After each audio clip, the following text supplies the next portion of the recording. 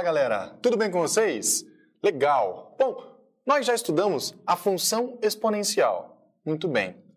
Nós sabemos que existem momentos particulares da função exponencial que nos interessa estudar. Do mesmo jeito que nas equações do primeiro grau e do segundo grau, ou melhor, do mesmo jeito que nas funções do primeiro e segundo grau, por exemplo, eu tenho a descrição de uma situação, mas eu quero estudar um momento particular daquela função, por exemplo, para quando x é igual a 3, o que acontece com o f de x? Ou eu posso fazer a pergunta, quando é que o f de x é igual a 3? Qual é o x que faz isso acontecer?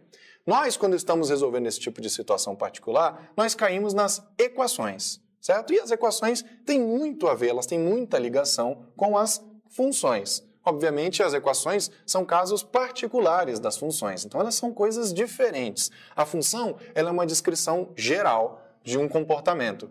E a equação, neste contexto em que eu estou explicando, ela é um momento particular dessa função que nos interessa estabelecer.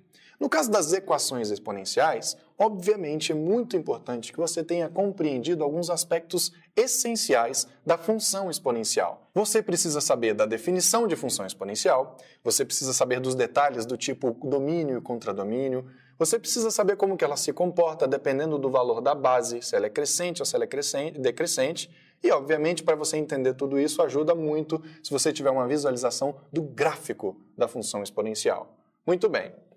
A equação exponencial, nós já sabemos o que são equações, né? A definição de equação ela é uma sentença matemática que tem 3 elementos. Ela tem uma igualdade, ela é uma sentença matemática, ela tem uma igualdade e ela tem uma incógnita, ou seja, ela tem uma coisa desconhecida. Tá bom? A equação exponencial, ela vai ser uma equação que tem uma incógnita e essa incógnita ela aparece no expoente, tá legal? A gente vai chegar na definição dela já já. O que eu quero agora é mostrar para vocês algumas motivações para a gente estudar equação exponencial, tá legal? Nós não vamos estudar equação exponencial simplesmente porque cai no vestibular. É claro, cai no vestibular, mas a pergunta é por que cai no vestibular? Por que que alguém disse que estudar equações exponenciais é importante de alguma maneira?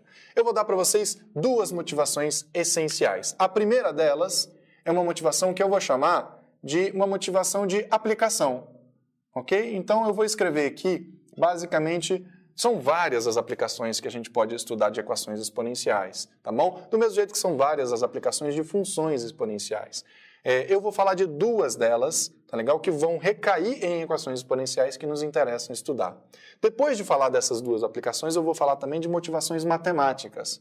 Ou seja, são motivações puramente numéricas que nos interessam estudar e que a gente consegue resolver conhecendo alguns aspectos muito básicos da nossa função exponencial. Tá legal? Então começamos primeiro com as aplicações.